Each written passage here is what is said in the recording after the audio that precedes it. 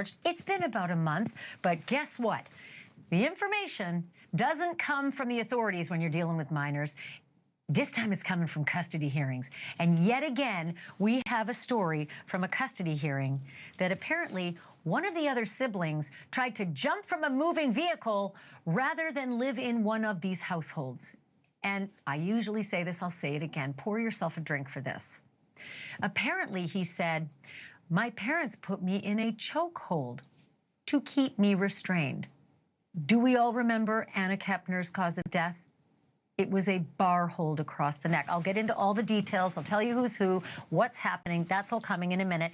And then Luigi Mangione's back in court. If you think you saw him fist bumping in court today, you did. Except for the fact that the photographer who took the picture has the true story behind it.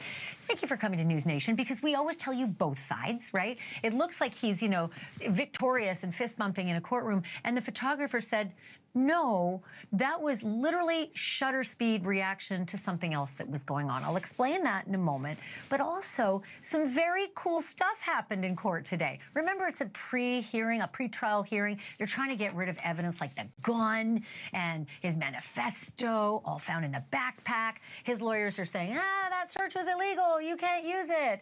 And the state's saying, yeah, the cops were responding to a potential sighting of the New York killer. So they were worried. They were scared. And to highlight that, if you have kids in the room, cover their ears. I have to say some bad language because the police said it in court.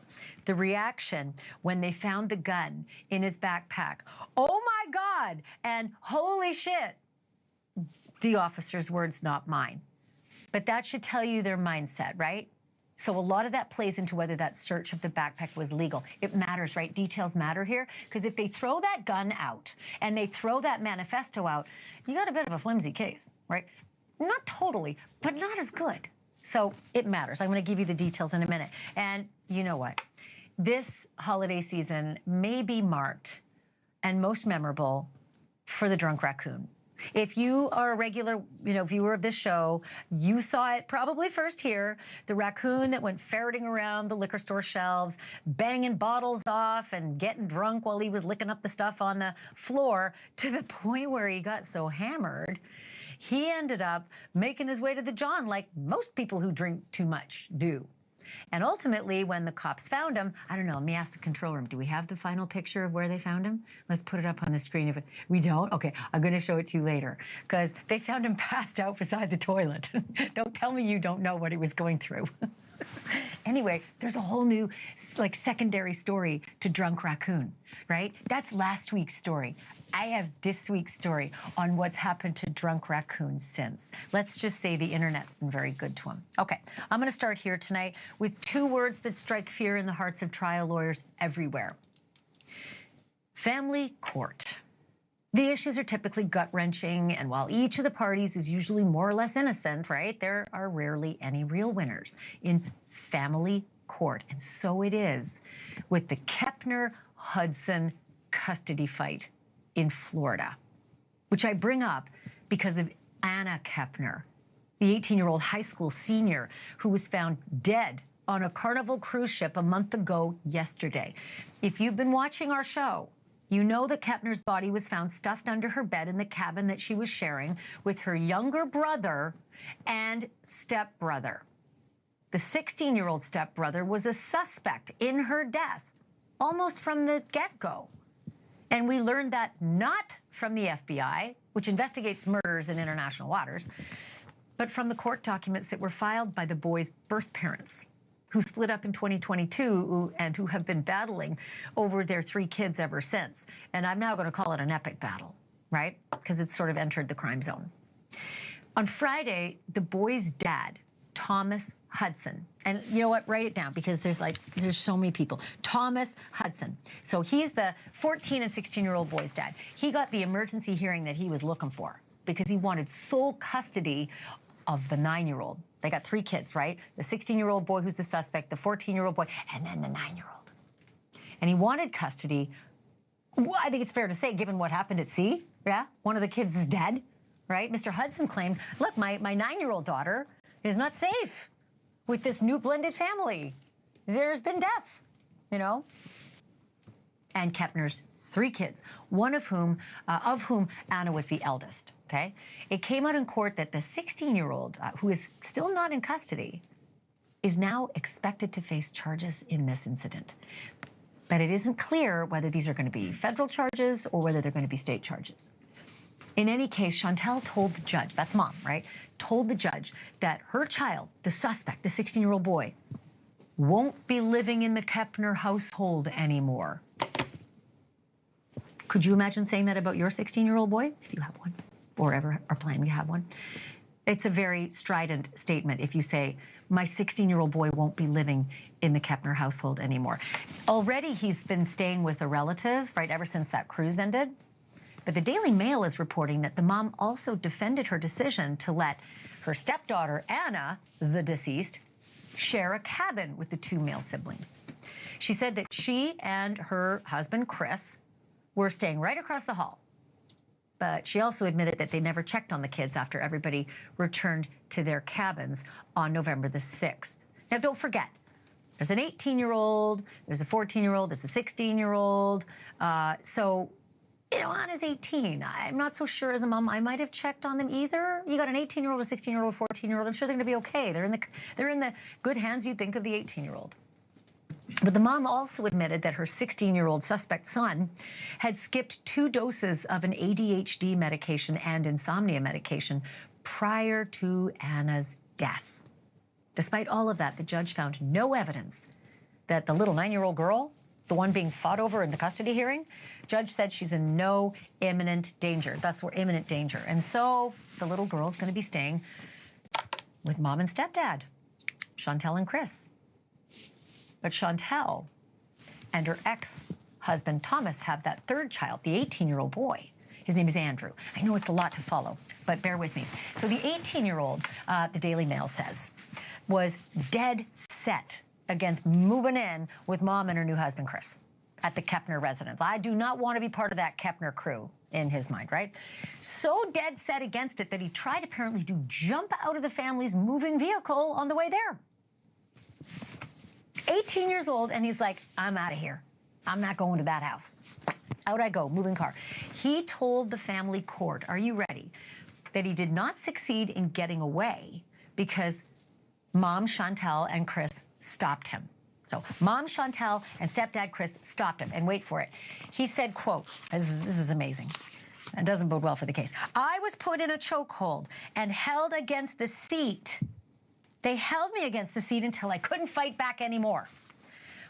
End quote. Did you see that there? Did you see what he said there in court?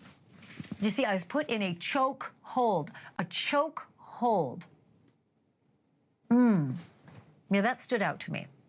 Look, mom and stepdad say they were only trying to restrain Andrew for his own safety.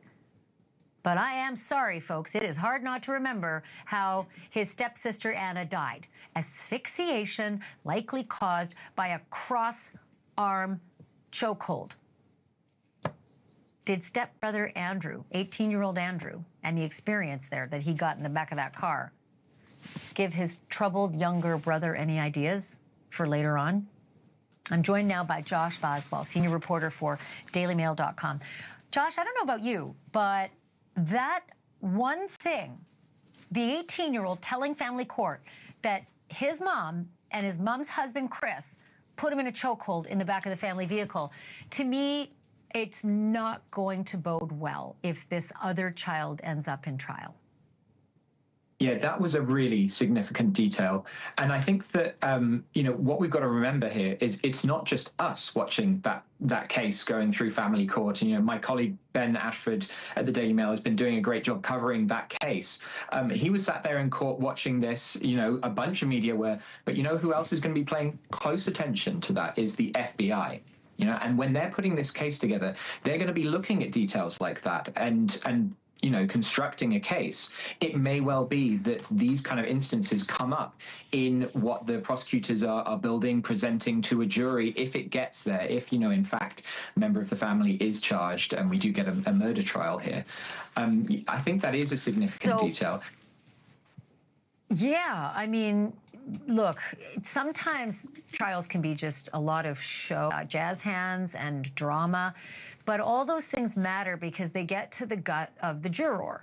And if the juror thinks that this family's normal restraint technique or discipline is a chokehold, and then they find out that the 16-year-old allegedly put his sister in a chokehold and she died, it's a little easier to get there, right? You're a little closer to reasonable, getting past reasonable doubt. Can I ask you about the custody hearing? Because that seems to be where everything's coming from, right? No one's talking about the issue of the minor child and the crime that they're investigating, which is normal. But the custody hearing is just rife with details.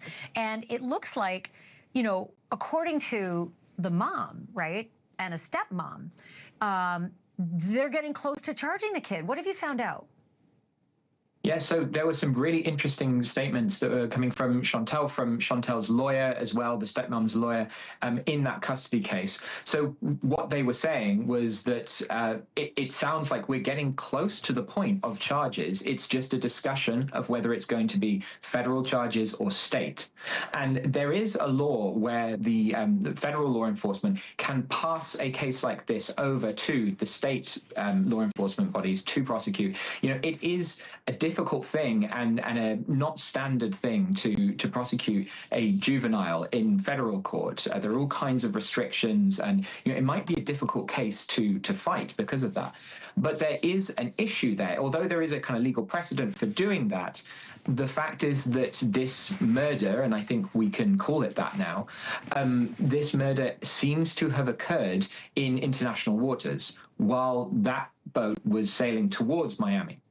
And so there is a question of jurisdiction. If they try to pass it over to state bodies, will, Miami, for example, would they actually be able to prosecute if it wasn't in Miami, it was in international waters? So it may actually end up in federal court. But that is if they do decide to charge the 16-year-old stepbrother who, according to these court documents coming out of the custody case, is a suspect.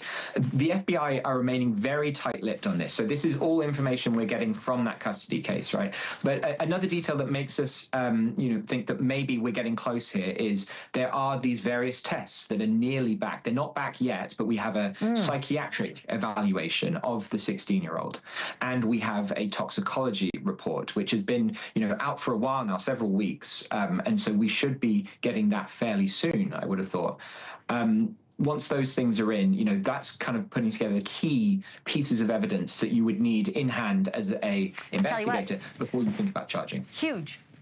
Huge toxicology. I want to know what the situation was with Anna, because if she had any kind of drugs or alcohol that could have contributed to her death, and I'm going to play devil's advocate here.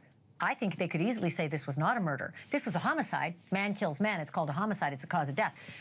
But they might just say this is a kid who was roughhousing, did not realize that he'd gone too far, which takes you away from the premeditated murder charge. And certainly there's going to be some recklessness in there, and there could be easily a manslaughter or even a second degree. But I do see that it could come out as a murder or maybe not a murder, but it all depends on what you just said, those test results.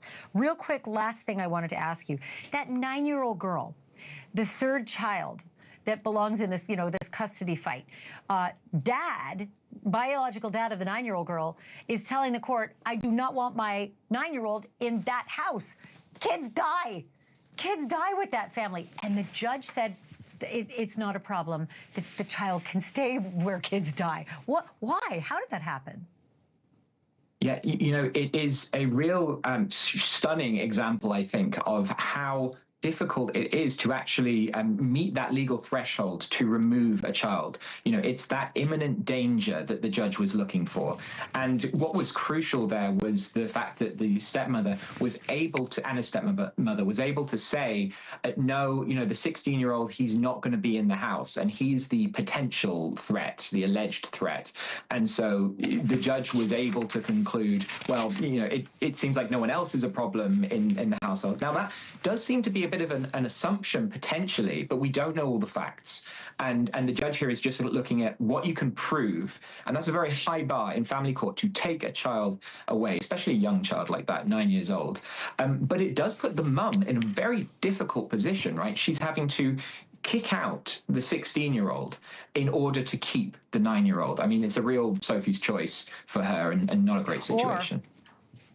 I mean, because there's family court and also with juvenile justice, it's entirely possible he's being held somewhere, you know, and it's just not public information at this point. But listen, you got to come back because you're really leading on this reporting and doing a great job. Thank you for this, Josh. I appreciate it. Thank you very much. Josh Boswell from the Daily Mail doing an amazing job, and he will be invited back many times. Folks, after the break, he used a K-bar knife to kill 4 innocent kids, one at a time, in mere minutes. And now he is right where he belongs, in the restrictive housing wing of a maximum security prison. But Brian Kohlberger seems to hate prison so much that he's said now to be making threats. Only now it appears his threats are against himself. He wants to hurt himself. In a moment, what the cold-blooded killer is blubbering about now. And check out my podcast, Drop Dead Serious. Big, deep dives after dark and kind of salty into the day's top crime, but also ones you never heard of before. Check it out. QR code is on your screen, or just do the Google, Drop Dead Serious. You'll find me. I'm easy to find. I sort of am all over the place there. All right, back in a moment.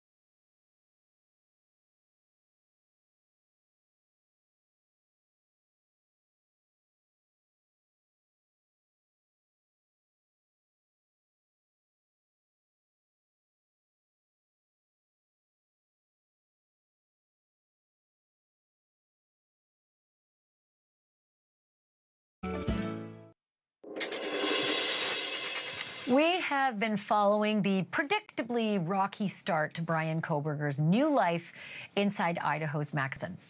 The litany of grievances, formal and otherwise, the problems with the food, the problems with the other inmates, and the response has generally been, I'm paraphrasing it here, suck it up, fella, that's prison. And now apparently the quadruple knife murderer is done relying on formal complaints. In lieu of another handwritten grievance, inmate number 163214, as the state of Idaho calls him, is said to be threatening to harm himself unless the guards move him away from those mean prisoners who apparently have been tormenting him. I'm joined once again by Chris McDonough, retired homicide detective and director of the Cold Case Foundation. Okay, Chris McDonough, we knew... You know, I guess it's schadenfreude. I don't care a lick about Brian Kohberger's feelings. I hope he suffers the entire rest of his sentence. I hope prison is worse for him than most prisoners. That's just me, but I think the viewers agree, many of them. But what's the latest? Like, what is he actually complaining about, and what's he saying he's going to do? So, actually, I mean, the last time we talked about him, right, he was complaining about, obviously, his bananas and his food servicing. And obviously, this guy has not done the math yet, that it's also the inmates in the kitchen that are feeding him simultaneously. So his most recent, claim has been that if he does not get moved out of the J block, then he's going to, quote, harm himself. He's not only said it verbally, but he's put it in writing, which has put a lot of extra pressure on the staff. I feel like if you complain about the food and the inmates in the kitchen hear about it, you're going to get your eggs with a side of loogie. Exactly. Yeah, no question about it. And so the question is, right, is this a power play? You know, what's going on with him? Because, you know, at this point, you know, he's writing these notes to staff, and they have to respond to these notes. So let me ask you this. I keep thinking this is just yeah, sure, everybody hates prison, and they probably all have complaints. But I'm thinking that this is him trying to curry some kind of leverage to get out of J block where he's unhappy. And is the response that you get to go back to the medical ward? Like, do you get some kind of psychiatric evaluation if you claim you're going to harm yourself? Like, is this a play? You know, that is a great question, because whenever an inmate, you know, says something to this effect, you know, I'm going to harm myself, that is so, you know, vague. They have to take that extremely serious. So you can bet that the staff, the medical staff, has been involved in this conversation about, you know, what are you talking about, Brian? And then that question, just what you said, or what you just asked, was, is this a power play? And it certainly could be a power play. So will he get moved to a psych ward, or like, because it sounds to me like if it's that easy, everybody would do it. If you just have to say, excuse me, I'm going to harm myself, I prefer bed C over in the other block without these crazy animals.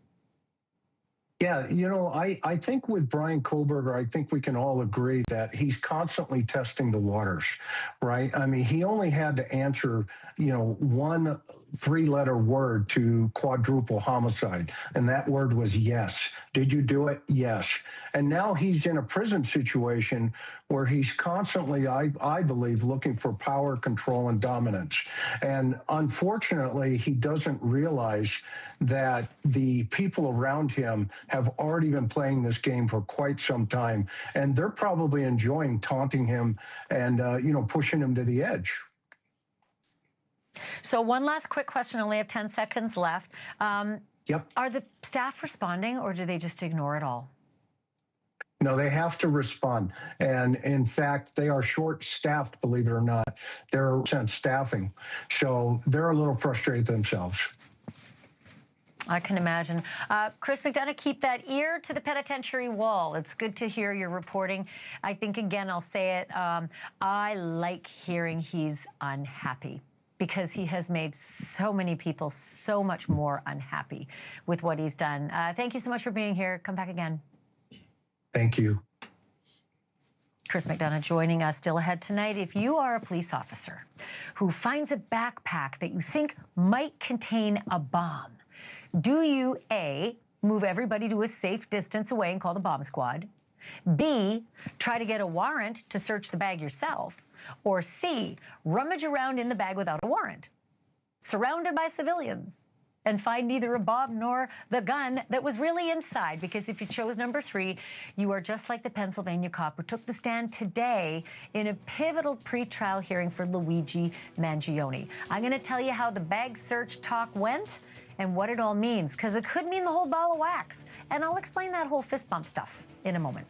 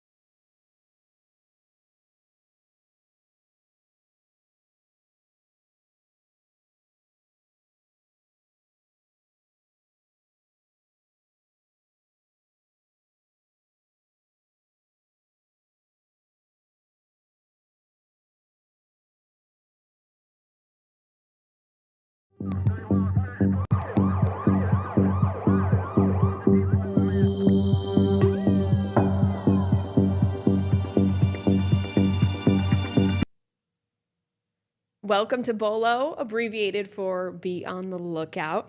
Very important episode today. We are talking all about holiday scams. So important time of the season to be looking. Before we get to that, we have something else to talk about, which everybody I should say, has. Hello, Gianna Gali, 2822 News morning anchor, weekdays, joined by Trooper Anthony Petrosky with the Pennsylvania State Police. So, Trooper, let's first of all get into this little ding, I want to call it, that everybody might hear on their phone, signals a big warning sign that you were getting scammed. It does. And, you know, we talked on the last episode about these scammers. They're not holding phones up, right? They have headsets on. They're using computers. And so this little sound that we're going to play, which is, I thought it was very important to play on our podcast. I know. You told me about this. And surprisingly, it was difficult to find. I spent a lot of time finding it, but it's important because it's a sound that when you pick up the phone and say, hello, you're going to hear this sound. And this is the sound letting the scammer know that they're connected. And so this is like a, it's a telltale sign that this phone call is a scam before any words are said. And so at that point, when you hear this, just hang the phone up. Okay. Yeah. Yeah. Well, let's take a listen really quick, and that way you can listen to it too, because you've probably heard this sound before. That's the sound. Okay, so see how like simple and easily. What is it exactly we're hearing? Just like a little drop. A little To me, it sounds like a drop of water Yes. falling into a sink with just It a little does. bit of water in it. That's the best way I could describe it. And that will be as soon as you pick up the phone. Yes. Okay. And again, that's letting the scammer know that they're connected on the phone call now. So now they know they can proceed with all of their sales pitch. We'll use a diplomatic term. We'll call it a sales pitch. But we know that this is all just a lie and a scam to take people for their hard-earned money. Yeah. So let's hear it one more time. That little ping, as soon as you hear that, hang up the phone. Every time I hear that, I'm waiting for somebody to Yeah, start right. going on about Some something. call about That's your the sound. And cars. people, right? People are going to hear that and say, "I've heard that before. I've heard that. I've heard that sound before." And that's it. And that lets the scammer know they're connected, and it's time for them to talk. Wow. Yeah. So look at that. You probably have heard it before if you own a phone. Yeah. And now you know what it means, and now you know what to do. If you ever hear it again. So. And so, like, this is for people. Again, I know so many people who like to mess with these scammers and waste their time, and that's okay. As long as you know it's a scam and you're not going to become a victim, I'm totally good with that. But this is for the people who may have a hard time hanging up or a difficult time once they start talking. Because there's a lot of good people out there, and they think, well, even though this is a bad person, I don't want to hang up on them. Yeah. Well, now you don't have to hang up on them. You hear this sound, you're not hanging up on anybody Yeah. because nobody said any words yet. So Yeah, just you hang the don't even phone have up. to know. Okay. Yeah. Exactly. All right. So that's like our first, like you said, telltale Yes. of something bad is about to happen. So Yeah. Hang the that phone up. Don't waste your time. We got too much to do. Holidays are right around the corner. We got shopping. We got too much going on. We do. And Yes. speaking of that, again, welcome to Bolo. Let's get right into one of our more, I want to say, important episodes that you're going to see here on Bolo. Coming off a big holiday weekend, we had Black Friday, Small Business Saturday. These couple weeks, everybody out and about, getting their shopping done for the Christmas season. There's a lot to look out for when it There comes to is. scams, especially whether it's phone calls, whether it's right at the store checkout line, packages you're getting delivered to your front porch. So let's begin with shopping in stores. I want to talk about, maybe things to look out for when, you are out in line, at a certain store in the area, whether it is a big retail chain or a Right. small local business. I mean, what should people keep in mind, or at least be at the, the forefront of their mind when they're Right. out, making that holiday list a little shorter? Yes, and you know what? It's funny because a lot of people purchase just online, but there's still people who go out to stores. That We still exist. Yes, it still happens. People do it, and unfortunately, when people go out shopping, these bad people who are out there, they see that as an opportunity. Yeah. And what they will do is they will go around in parking lots or even on street parking if it's local places or there's no parking lots at the store. And they will look inside vehicles and they will look for items, plain and simple, in plain view, on the front seat, on the back seat, right? Just any kind of expensive items they could see. And then they will try the door handle. Because obviously that's the easiest way to get in the vehicle. Yes, it's easy to break a window, but it could set off an alarm on the vehicle. It makes noise. Somebody could hear it, they could see it, right? But if you just see somebody opening a door handle on a car and it's unlocked and it opens, you would just assume, as a passerby, you would just assume that that's their vehicle. That's their car. You're not going to question too much. Yeah, you're not going to question too much. They got in, no problem. So, I'm not trying to insult anybody's intelligence here, but locking your car doors is extremely important. Because again, the opportunity is there when they see the items, and now they want to get in your car. And if your car is unlocked, they're simply going to open the door and they're going to take these items. And so, two ways we stop this. The very easy way is locking our car doors. Okay, that's the very easy way, and that's important. And the second way is don't let the opportunity. And what do I mean by that? Don't broadcast all of the awesome stuff that you bought. Right? So don't leave it out on the seat. Don't leave even just the bags. You think, well, it's in a bag. How could they know? Well, if it's from an expensive store, it's probably going to say that on the bag, what store it's from. Yeah. So cover it. If you don't have a trunk, then cover it with a blanket, a towel, something that you could just block it out from being seen, put it in the trunk. Just not Even being down seen. under a seat. Yes. It's just better, like you said, than in plain sight through It the is. window. You're not broadcasting it because, you could see through the car windows, even if they're tinted, you could see through them. And if you see these items, somebody's going to see that as an opportunity. So don't broadcast what you bought. We understand that it is the shopping season now, and that's great, but don't broadcast it. Put it in a trunk, cover it with a sheet or something. And this way, the opportunity doesn't exist. We've all been there. You're going from store to store. You're trying to just shove the bags in the car, Sure. get to that next place, especially like right now during that busy time. You're like, I got to get out. I got to get in, So it's something we're all guilty of. But those initial like safety marks can make a big difference because you don't want to get out to the car and see things missing. Absolutely. And like you said, if you don't have it locked, then once that opportunity is there, they can capitalize on that. Yes, You and locking your car doors should be immediate. Yeah. Once you Like a step out of that no-brainer. vehicle, it should be a no-brainer, but make it a habit. Yeah. Right? Even if you're just, I'm just running in for a second. Or I'm getting gas, I just want to run in and grab something quick. Lock your car doors. Lock your car doors. Honestly, the majority of our thefts nowadays from vehicles are through unlocked car doors. Wow. Because it takes effort to smash a window or to try to get your way into a vehicle. It does. And now you run the risk of somebody seeing it, hearing it, and you getting caught. But just simply opening a car door is very simple. So lock your car doors. It takes away that temptation. Hiding your items that you're buying means they're not there. And times have changed too, like a lot of people are so much busier in the hustle bustle, everything everywhere, like things you forget about, but like you said, could cost you big time. Yes, even just like for a couple minutes, I got to run in and pay the person at the gas station for my gas, because you never know. Just a minute or two. Yeah. There's people out there that will take any opportunity that they can, especially around this time of the season. How are you with the headphones? Fine? Yeah. Okay, yeah, just checking in with you. Okay. Yeah. Well, let's talk then about, once you are in the store. Yes. Between last year and this year, we've seen such a rise in scamming happening at the checkout. Yes.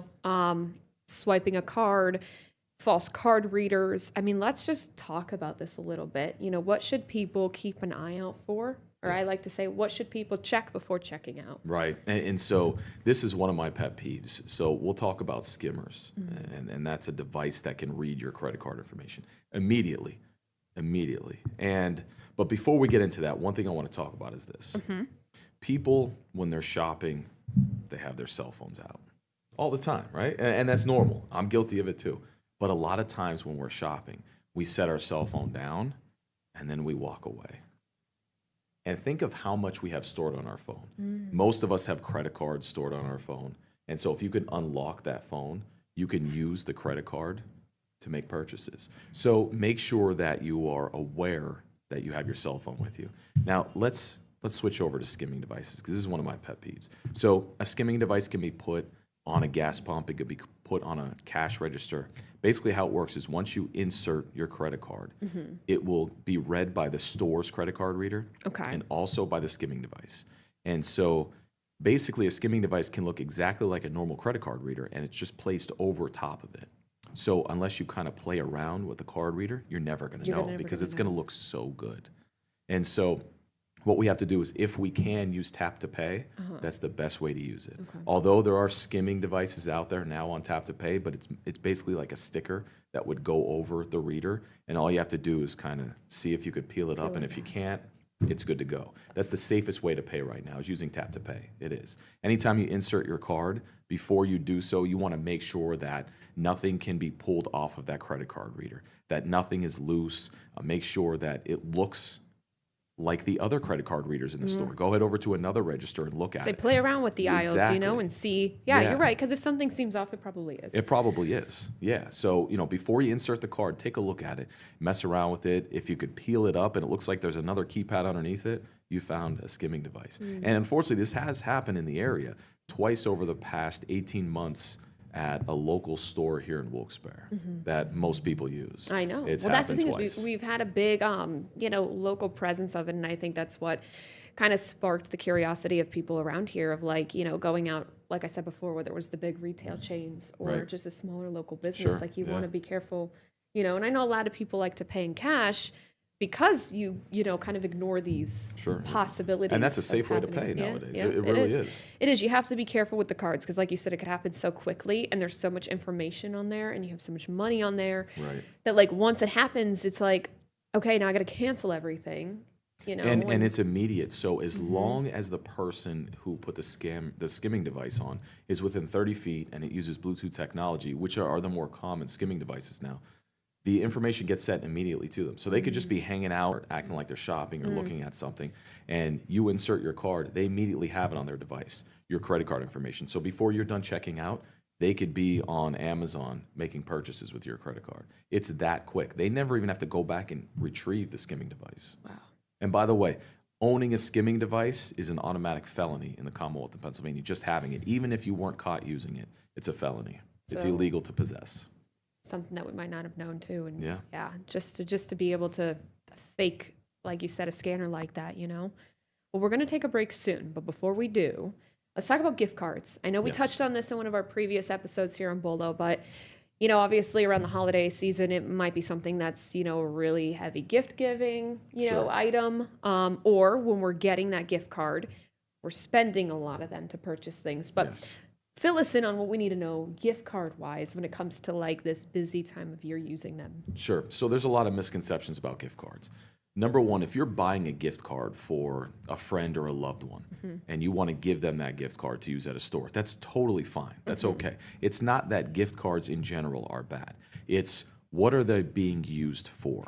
So for instance, we want good deals around the holidays. So if somebody calls you and says, hey, I'm selling this, or there's a great package, we know that you booked a trip in this hotel at this place, we could do that again. If you pay with a gift card, we could give you half off. It's something like that, right? So now you're Interesting, okay. paying for what you think is a service, Yep. right? But you're using a gift card, and they make the sales pitch as, we can give you half off. We can give you a better deal if you pay with this gift card. And I'll even stay on the phone with you while you go and get it. Yeah, And like they they're will- working for you Yeah. kind of deal. And Yeah, they will that's stay way on to- the phone while you drive to the nearest store, local gas station. You get this gift card, and all you have to do is scratch the back off, read the PIN number, and they have it. They have your money, however much you put on it. And so that's where the misconception is that if you're buying it for a friend or family, that's great. Gift cards are okay then. But if somebody's telling you, you can pay using this gift card for a service or a fee, you know, we know you've received traffic citations. In lieu of paying those fines, if you could pay half off by using a gift card here. I mean, we've had those calls before. And so that's where it becomes a scam. So if somebody's trying to have you pay using a gift card, 100% it's a scam. So just another thing, keep an eye out for. Yes. Be extra cautious about using them. Yes. Okay. Well, you said deals. There are some that are too good to be true. We're going to talk about that. Websites to look out for when we come back. More on Bolo.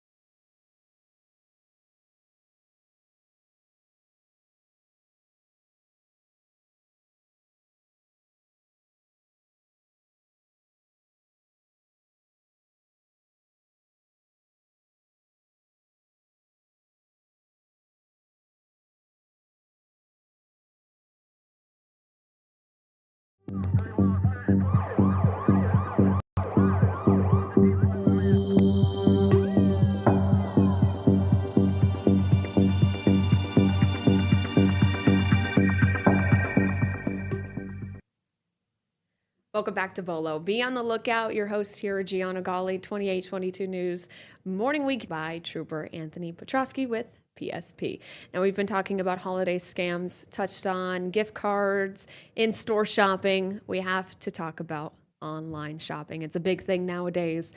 Trooper Petrosky, let's get into, coming off of Cyber Monday, but that extends, we know very well, right into December 25th. Yeah, these deals are all the time. These deals now. are all the Yes. time. Yeah. And speaking of that, everybody's trying to save a buck, right? During the holiday season. We I want don't blame them. we want to get the best deals, but some are too good to be true. Some are just right in your face. Don't go for that deal. Right. So let's jump into that a little bit. Maybe we're searching online, whether it's, whatever we're looking for, shopping for mom, dad, brother, sister.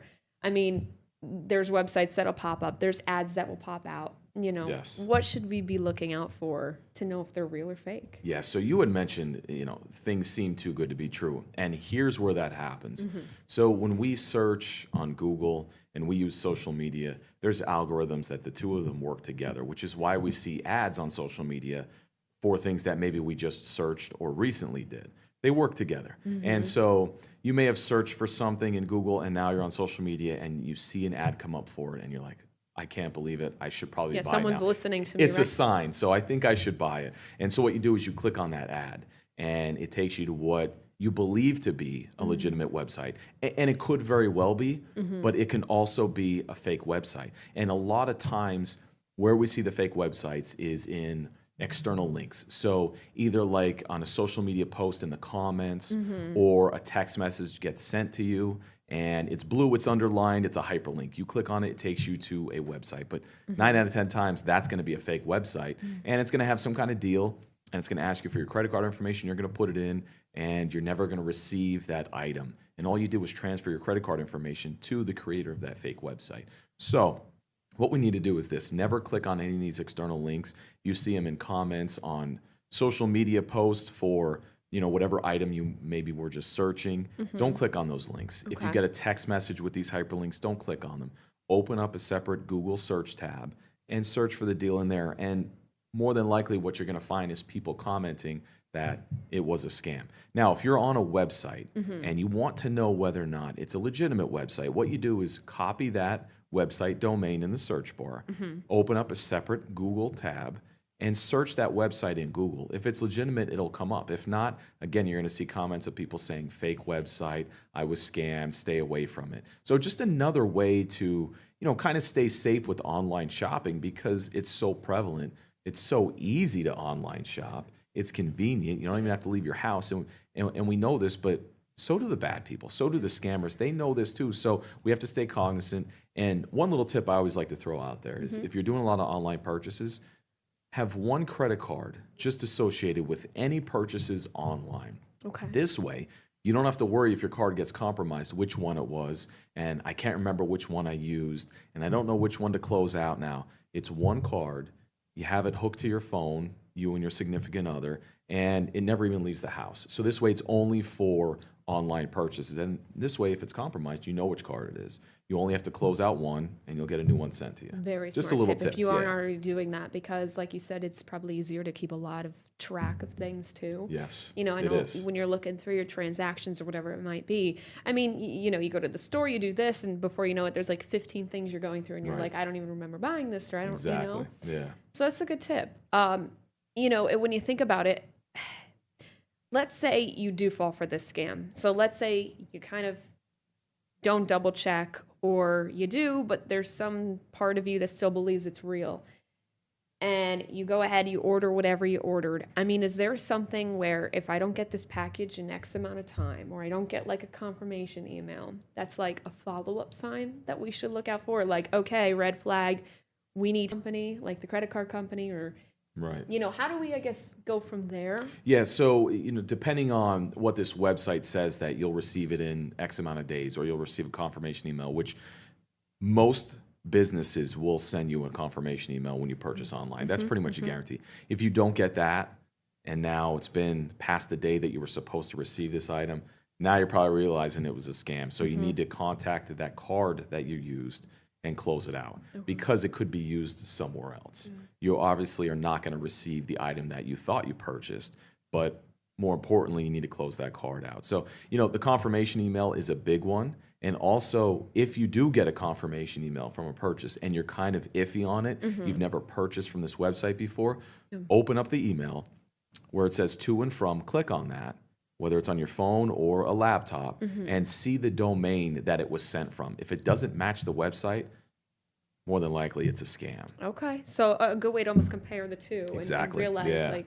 this Because should then match at up.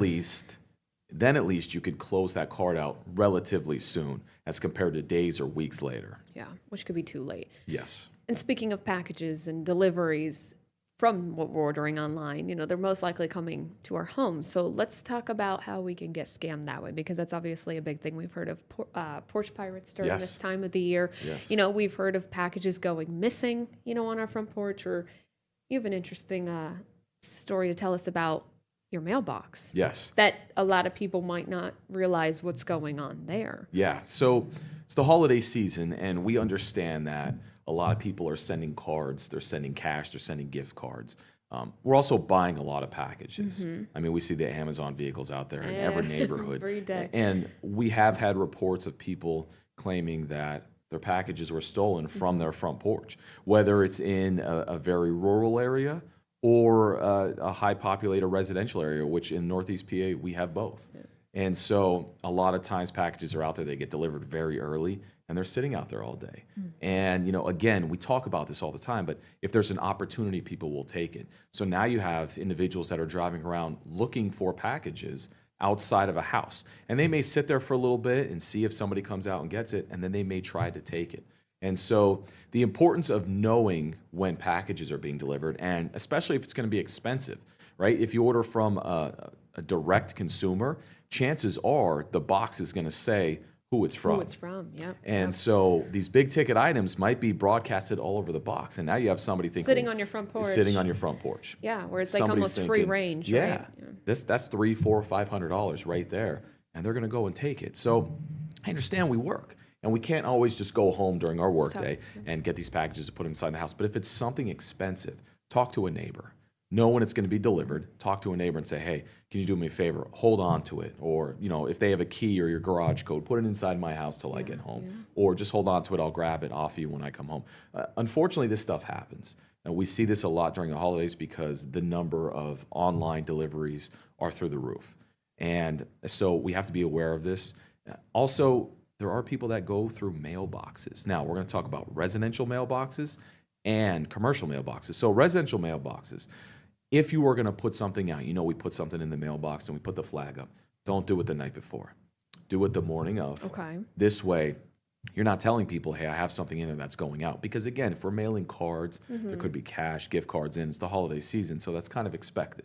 Okay, so don't do it the night before. Don't let it sit out there all night. Okay. Put it out there before you go for work or that morning before your mail person comes. Now, let's talk about the big blue boxes outside of the post office. Here's the problem with them.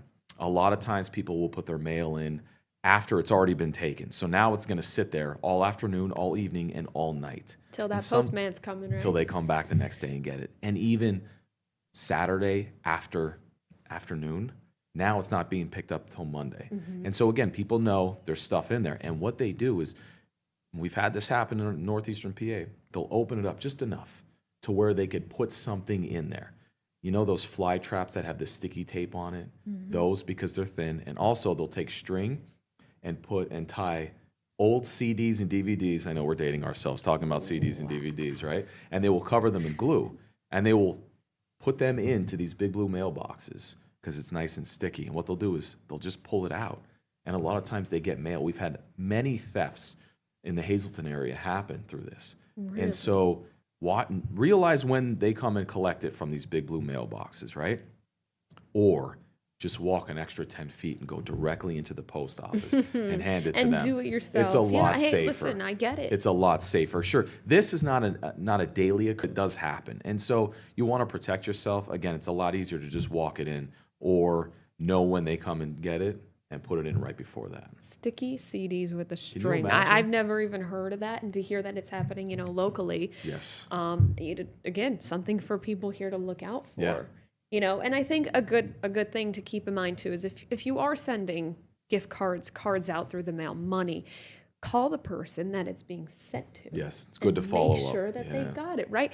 I mean, I know my mom and my dad have always taught me to do that when we were kids, or, you know, like if my uncle was sending us something, or my aunts, and, you know, from out of state Right. or out of the area, like they Sure. would always call and be like, did you get my card? Yes. Did you, especially after a certain amount of time, because you never know. And if the receiver forgot to send that thank you text, which it happens, right? That's it's right. it's always Hey, good to follow did you up. get my... Yes, exactly. It's You're always good to welcome, follow by up. the way. Yes, great tip right there.